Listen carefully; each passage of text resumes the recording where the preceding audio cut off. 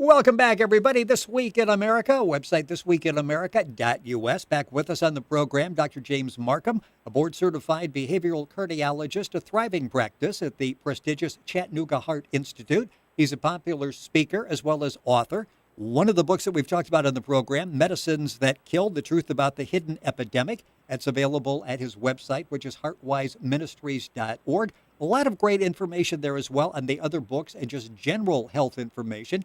And, of course, you can go to our website, thisweekinamerica.us, and link on directly to Dr. Marcum's book. Doctor, welcome back to the program. Great to have you with us. Well, thanks, and I was so excited about that list of things that we were giving our listeners to help their health become more exciting, better, maybe even get off some medications down the road. Well, this is interesting because you say you maybe get off a medication or two as you're going on. These are Dr. Marcum's top 10 health tips. Changing chemistry without a medication, without a prescription. You're going to get something free from the doctor on the program today. On the last program, we went through the top 3. And if you go to our website, thisweekinamerica.us, and go to our Facebook page or go to YouTube as well, you'll be able to pull up the video we did the last time with Dr. Marcum as we talked about this. And I'll review very briefly the first 3, then we'll pick it up from there and maybe come back and talk about these in more detail if we have time. Number 1 is drink water. Number 2 is get adequate rest. Number 3 is movement. And we will pick up the top 10 list with enjoy the sunshine. And we're doing that now in the Midwest, but some people are afraid of the sunshine now. We've heard so many negative things about it. It's like, wow, I've got to stay indoors. If I go outside, I got to wear a cap. I'm just afraid of the sunshine. How much should we enjoy the sunshine, and when should we worry about protection? Well, that's great, Rick. And if we think about the history of the world, for instance, people have been out in the sunshine for years and years and years and years, and you never heard about cancers and all that. They seem to do well. And being outdoors helps in a couple different ways. You know, of course, the sunshine is needed to help turn on this vitamin D, which really is not a vitamin at all. It's actually a hormone. It's a pro-hormone, sort of like thyroid or some of the other hormones in our body that's needed for our brain health. This helps us make serotonin, the feel-good thing in our brain. It also helps our bone strength. It helps our cardiovascular health. It lowers blood pressure. So this vitamin D that's activated by sunshine helps many chemical reactions in the body. And so that's one thing that being outside does. And the second thing, it gives us great oxygen because we get more fresh air. You know, we were never made to be inside breathing recycled air all day. We get fresher air. And people that are outside tend to move more and get around and doing things. And to put things in perspective, the highest suicide rates in the world are the higher we get up latitude-wise. For instance, Alaska. They're indoors all day long, and for many years they wonder, well, why is the suicide rates in Alaska so high? Why is the drinking rate so high? Well, after they've studied for a period of time, they turned in their brain serotonin level was very low, so the people became depressed. And they became depressed because their serotonin was low, and it was low because they weren't exposed to sunlight, which helped them, vitamin D, make the serotonin.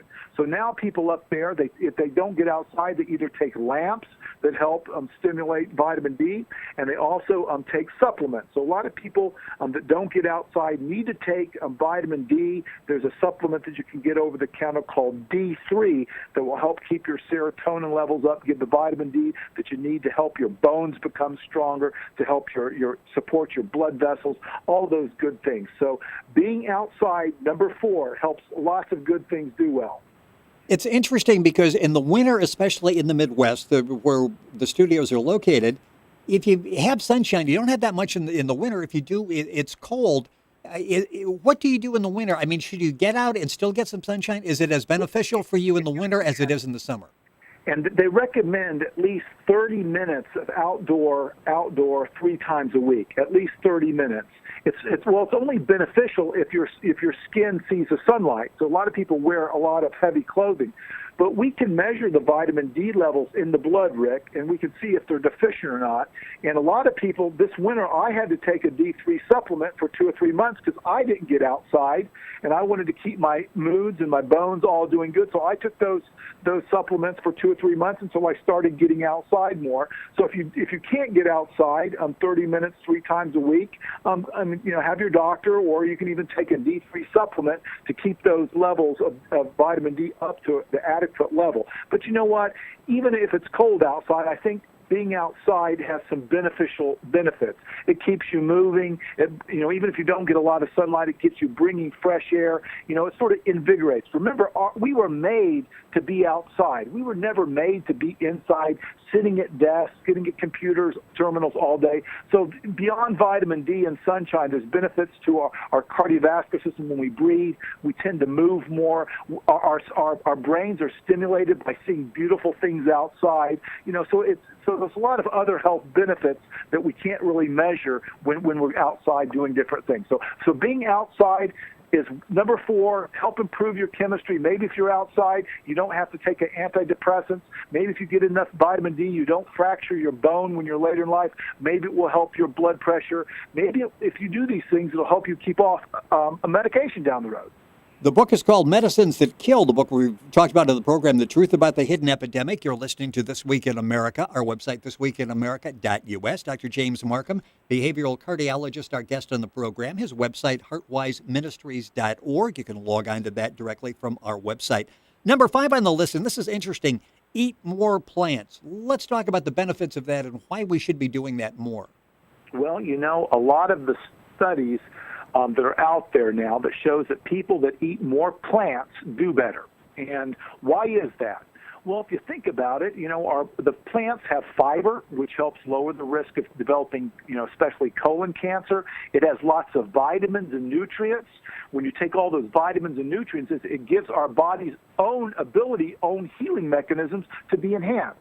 All the vitamins and nutrients in plants are proenzymes for healthy chemical reactions. And unfortunately, as we've eaten more processed foods, more greasy foods, more high-protein foods, it's sort of thrown our natural healing ability, our natural body's ability to heal off whack. We know that people that eat high-fat diets, for instance, have more chances of having cardiovascular disease. There's a saying that the fat you eat is the fat you wear. So if you have extra fat in your diet, and it tends to go places we don't want it to go. And plants don't have much fat in it at all. In fact, the potato, it's pretty much 80% carbs, 10% fat, 10% protein. So it doesn't have as much fat in it. So lots of protein diets, certain proteins have been associated with stimulating cancer. And unfortunately, we have lots of protein, probably more than we need in our diet. We have all these animal-based proteins, and nowadays the food supply is just not as safe as it used to be. So studies have shown that people that eat more fruits, vegetables, nuts, and grains, they have a health benefit. In fact, I tell people if they really want to be healthy and they can be happy, it's very important to be happy, Rick, because if you're not happy, it's never going to work. But if you can eat, so to start your diet with lots of whole foods, fresh things, and eat just enough bad stuff to make you happy, that's probably going to be a good place to start in keeping healthy. When you eat foods rich in plant, you've lowered the risk of cancer, you've lowered the risk of cardiovascular disease, and you've given your body a bunch of nutrients and enzymes, the thing the body needs to trigger its own healing mechanisms. And it just makes you feel a lot better when you eat healthier foods. This process called oxidation that goes on in the body. We know that people that eat lots of meats get oxidations. They have premature aging. They have higher blood pressure, more chance of having heart disease. All these things help us when we move towards eating more fruits and vegetables. So I tell people, try to eat at least 3 to 5 fresh fruits and vegetables a day. So interesting, we've learned as kids, eat an apple a day keeps the doctor away. Actually, there's some sense to that. Yes, there's a lot of sense to that, because when you eat an apple a day, you get healthy sugars.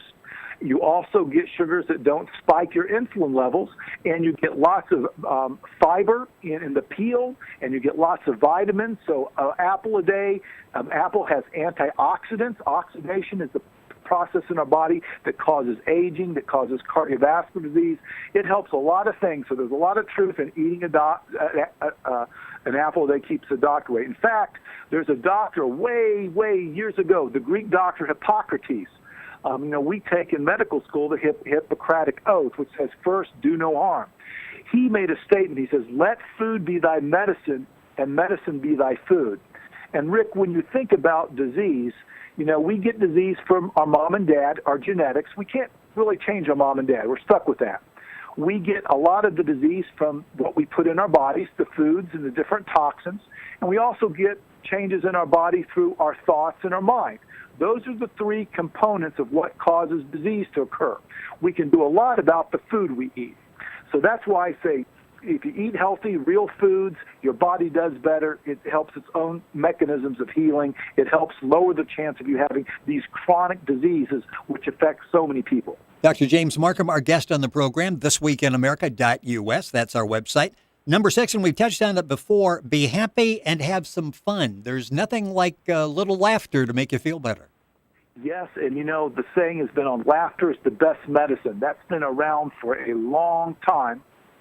Even if you're a biblical sort, there's a text in the Bible that says, a merry heart does good like medicine. Well, we know that when people are happy, when people are upbeat, when people are thankful, it helps them make a chemical called endorphin. That's sort of the opposite of a stress chemical. And when you're happy, you make less of the stress chemistry in the body. And the stress chemistry, which consists of chemicals like epinephrine, which is adrenaline, norepinephrine, cortisol, which raises your blood sugar, all the inflammatory factors. When you are happy and upbeat, you make all these endorphins, which turn off the stress chemistry. When you turn off the stress chemistry and you're happy, your blood pressure goes down, which lowers the rates of having heart disease. Your inflammation in your body goes down, so you don't have as many aches and pains. Your digestion improves. You're happier. The chance of you having depression and mental health problems go down. So, yes, we were designed to be happy people. We weren't designed to know what's going on bad everywhere in the world. We weren't designed to know what's going on in everyone's life that's bad. We were designed to be happy, joyful people, to look and see the cup half full instead of half empty, to try to find joy in life and not to feel guilty about going out and doing something for you. Rick, what did you do last week that you just had fun doing?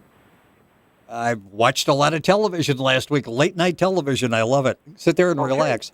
But you have to find something in your life that works for you. And if you're sitting there out in our audience today and I'll ask you, well, what do you do for fun? What makes you happy?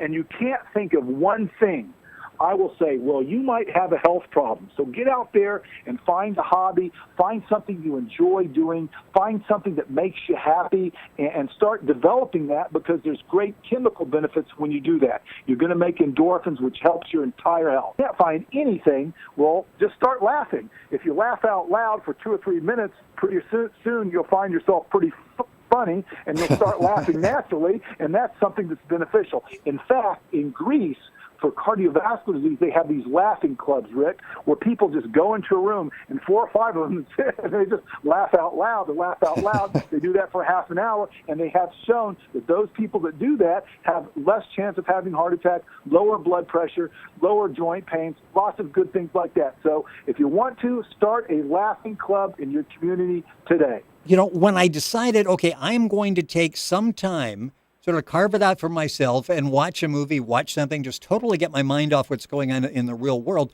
there's a little bit of guilt, at least in my mind, as I'm going through that. Do you find that with people, and do we need to just say, okay, we're going to enjoy life better, probably be more productive if we carve some time out for ourselves? Well, Rick, you have made a very important observation. But a lot of people, live the life that we say we have to live. They feel guilty if they're not busy doing something every day. Yes. But what I tell people, we weren't designed to be that way.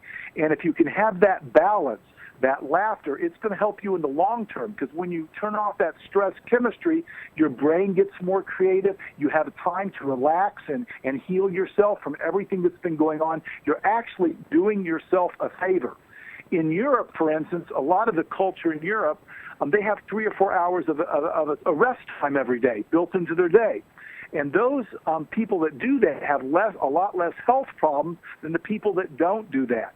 So maybe just because we've done it for years and years and years, maybe that's not the best thing for our health.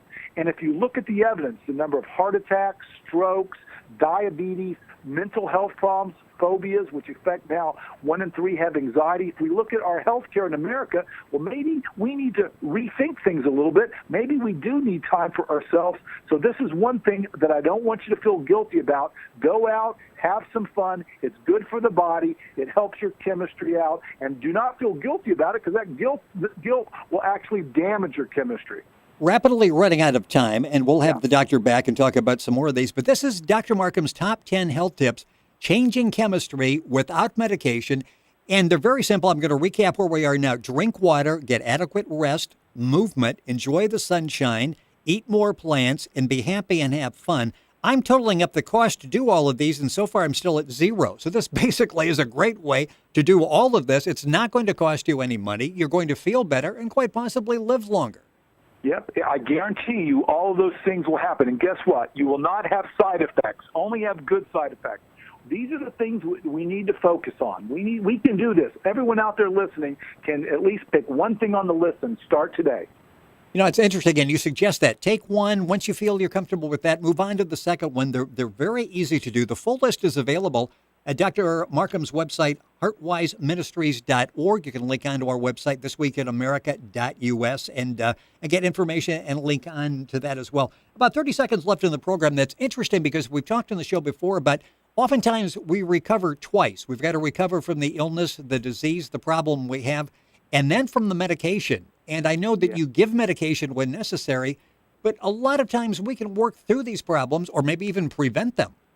Yes, and that's why we're looking at this list, because if you're in a medicine, it might be that if you can do something, different in your chemistry, you might be able to come off that medicine, whether it be sleep better or lower your blood pressure or get a joint pain improved. So that's why we're doing this. And if you happen to miss the last interview regarding the first 3, I know it's available on your website, and they can go back and listen to that again or even share it with a friend. I think you need to do that. And Dr. Marcum is a behavioral cardiologist. So you deal with this every day, where behavior issues can actually lead to having to go see a cardiologist.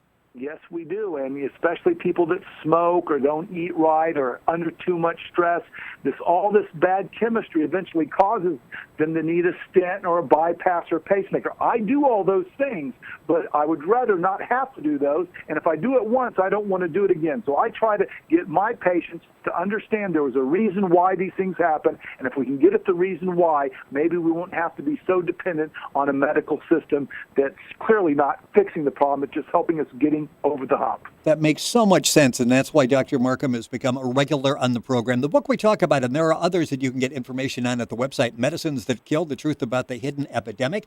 Our guest on the program, once again, has been Dr. James Marcum. He will be back. His top 10 list available at his website. We'll have it on our website and link on there as well. And his website is heartwiseministries.org. And, of course, ours is thisweekinamerica.us. Dr. Marcum, always a pleasure to have you on the program. We'll have you back soon, or we'll finish out the top 10 list. My pleasure, Rick. Thanks for having me. Thank you. You're listening to This Week in America. Website thisweekinamerica.us.